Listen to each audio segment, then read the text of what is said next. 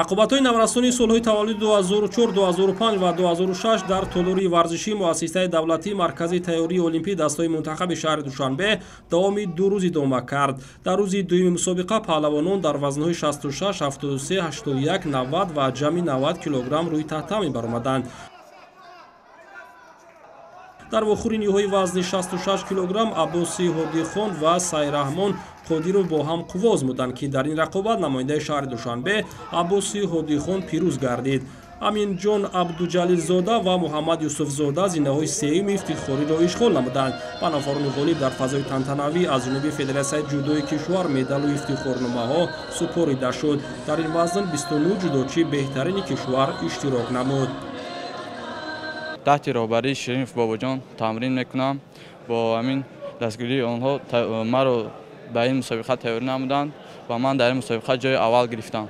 کوشش میکنم که در مسابقه های بیرون از دولتی پرچم ملت ما را بلند بردارم.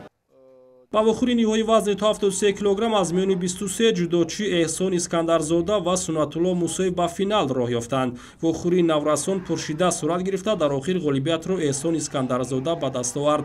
Мусохон Ғаниев аз дастаи Душанбе-2 ва Бахтиёр Ғафуров аз боштгоҳи вастани ноҳияи Дарвоз дар зинаҳои сеюм қарор гирифтанд. дар вазни 81 килограмм Совон Кишваров аз шаҳри Душанбе бо мағлуб намудани Аҳлиддин Мақсудов аз боштгоҳи вастани ноҳияи Дарвоз дар даври ниҳоӣ ғолиби мусобиқаи ҷумҳуриявӣ гардид. Билол Муъминов ва Маҳмадшоҳ Ҳусейнзода дар зинаҳои сеюм қарор гирифтанд.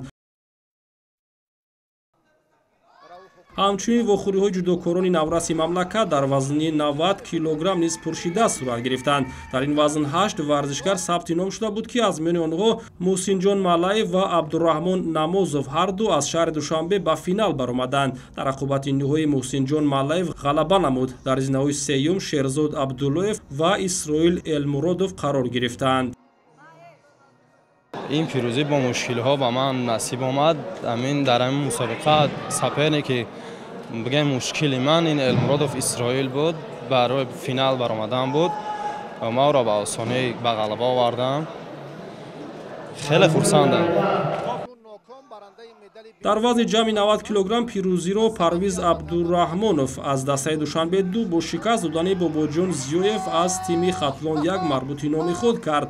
Муҳаммад Афғонов аз шаҳри Душанбе ва Муродбек Файзуллоев аз шаҳри Норак дар зинаҳои сеюм қарор гирифтанд. хотиррасон мекунем, ки дар мусобиқаи ҷумҳуравӣ оид ба ҷудо миёни наврасони солҳои таваллуди 2004-2006 166 варзишгар аз манотиқи гуногуни кишвар иштирок намуданд.